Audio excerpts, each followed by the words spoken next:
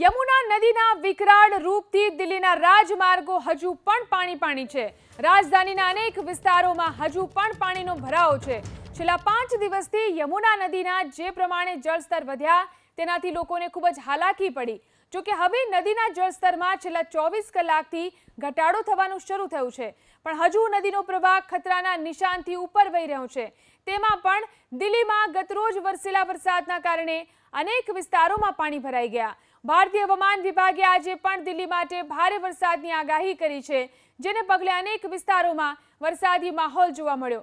યમુના નદીનું જળસ્તર હાલ 205.98 મીટર પર પહોંચ્યું છે। આ સાથે જ આજથી દિલ્હીની કેજરીવાલ સરકારના મંત્રીઓને પૂર પ્રભાવિત વિસ્તારોની જવાબદારી સોંપવામાં આવી છે। મંત્રીઓએ પૂર પ્રભાવિત વિસ્તારોમાં રાહત અને બચાવની કામગીરી ઉપર મોનિટરિંગ શરૂ કર્યું છે। આ સાથે જ મુખ્યમંત્રી કેજરીવાલ પણ પૂરથી પ્રભાવિત વિસ્તારોની મુલાકાત લઈ સ્થિતિનો તાગ મેળવી રહ્યા છે। સ્થિતિની સમીક્ષા કરવા પહોંચેલા દિલ્હી સરકારના મંત્રી સૌરભ ભારદ્વાજનો મયુર વિહાર વિસ્તારમાં સ્થાનિકોએ વિરોધ કર્યો। લોકોએ મંત્રી વિરુદ્ધ નારા લગાવીને પ્રદર્શન પણ કર્યું। તો જે રીતે યમુનાના પૂર અહીં જોવા મળી રહ્યા છે, પાણી હજી પણ અનેક વિસ્તારોમાંથી ઓસર્યું નથી, ત્યારે હવે રાજનીતિ પણ શરૂ થઈ ચૂકી છે। કેજરીવાલ ना मंत्रियों जे छे ते अलग अलग विस्तार अंदर पहुंची रहा है। दिक्कतें बताई हैं सीएम साहब को, तो उन पे जैसे लोगों के ओरिजिनल डॉक्यूमेंट्स खो गए हैं, तो सीएम साहब ने कमिट किया है कि वहाँ पे उनके एरिया में एक स्पेशल कैंप लगाएंगे। जहाँ जहाँ पे कीचड़ है वहाँ पे मिट्टी भर के अरेंजमेंट्स करवाएंगे। तो जो भी आवश्यकता है लोगों की, उसका तुरंत हम कुछ इंतजाम करेंगे। जो अभी सबसे बड़ा विवाद का एक तरह से कारण बना हुआ है आईटीओ का जो बराज है, वो हरियाणा की तरफ से लगातार वहाँ के अधिकारी बयान दे रहे हैं कि दिल्ली सरकार ने ठीक से मेंटेनेंस नहीं किया, दिल्ली सरकार ने पेमेंट नहीं किया। अभी एक उनके मीडिया सेक्रेटरी का बयान आया कि इस पर पॉलिटिक्स की जा रही है। हरियाणा में भी पानी भरा है, लेकिन हमारे सीएम ने तो किसी और पे आरोप नहीं लगाया। देखिए, सबसे पहली बात, जो हरियाणा बराज का पेमेंट है ये दिल्ली सरकार नहीं, एनटीपीसी करती थी। एनटीपीसी केंद्र सरकार की एक कंपनी है, तो केंद्र सरकार और हरियाणा सरकार दोनों भारतीय जनता पार्टी द्वारा शासित है, आपस में एक दूसरे से कोऑर्डिनेट करके उसे मैटर को सॉल्व कर सकती थी।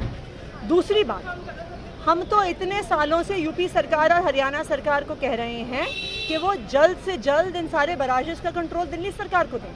जब वो बराज दिल्ली के अंदर है तो उसका कंट्रोल तो दिल्ली सरकार के पास होना चाहिए। हमें कंट्रोल दें, हम उनको मेंटेन करेंगे। आज एक महत्वपूर्ण पीएसी की सदस्य है, आम आदमी पार्टी का क्या रूप हो सकता है जो विपक्षी? वो हम पीएसी की बैठक के बाद बताएंगे आपको। 5-6 दिन से जब से ये मुद्दा उठा है कि वो पांचों गेट नहीं खुल रहे, मीडिया में आया, मीडिया में इतना ज़्यादा उठा, तो अब वो कोई ना कोई बहाना कोई ढूंढ रहे हैं, लेकिन ये आपस में वो करने का वो नहीं है। मैंने अभी भी पता किया है, सौरभ भारद्वाज ने पता किया था, उन्होंने मुझे बताया कि ये एनटीपीसी उनको पैसा देती थी पहले, एनटीपीसी, तो वो एनटीपीसी ने दिया नहीं दिया वो उनको उनसे पूछने की। जहाँ तक डिसिल्टिंग का सवाल है, सब लोग जानते हैं 6 महीने से क्या कह रहे थे एलजी साहब कि वे यमुना की सफाई करा रहे हैं, वे नजफगढ़ नाले की सफाई करा रहे हैं, वे शाहदरा की सफाई करा रहे हैं। तो मतलब अगर सफाई दिल्ली सरकार करा रही थी, मगर सफाई दिखानी थी तो एलजी साहब कह रहे थे मैं करा रहा हूँ।